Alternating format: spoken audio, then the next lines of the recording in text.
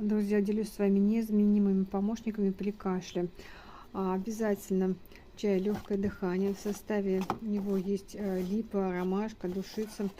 Данные травы имеют носят противовоспалительные свойства, очень хорошо смягчают, облегчают дыхание. Конечно же, ПАМ 900 у нас респираторный, по 10 капель под язык. А если кашель очень сильный, можно прям каждые 3 часа по 10 капель. Наш помощник бальзам корень при воспалительных процессах очень хорошо помогает. Натираем грудь, горло.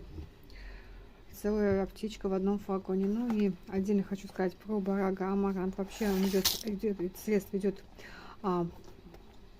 при аллергиях.